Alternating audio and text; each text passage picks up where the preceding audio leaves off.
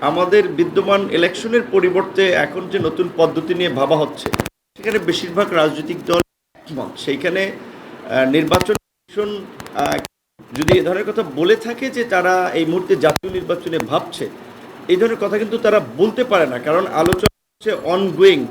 ঐক্যমত্য কমিশন থেকে সিদ্ধান্ত হবে যে আগামী নির্বাচনটা পিআর হবে নাকি বিদ্যমান সিস্টেমে হবে, ট্র্যাডিশনাল। এখানে পিআর দুটো হচ্ছে যে ধরেন সমগ্র নির্বাচন পিআর হবে নাকি এই জাতীয় ঐক্যমত্য কমিশনের প্রস্তাবিত উচ্চ কক্ষ নিম্ন কক্ষের একটি কক্ষে পিআর হবে। সুতরাং এই বিষয়ে সুরাহা হওয়ার আগে নির্বাচন কমিশন এই বিষয়ে মন্তব্য করা থেকে বিরত থাকাটাই সমীচীন হবে, কারণ তিনি এ ধরনের মন্তব্য করলে তার মানুষের অনাস্থা তৈরি হতে পারে।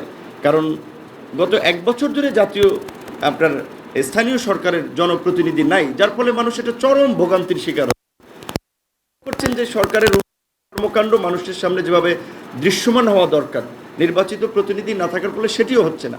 সুতরাং স্থানীয় নির্বাচনটাও তো এই মুহূর্তে জরুরি, এবং যেই সরকারের বা যেই কমিশনের মাধ্যমে আমরা বিশেষ করে জাতীয় নির্বাচন করতে চাই, তাদের কাছে যদি স্থানীয় নির্বাচন আমরা চাই, সেটা তো অন্যায় কিংবা অমূলক নয়।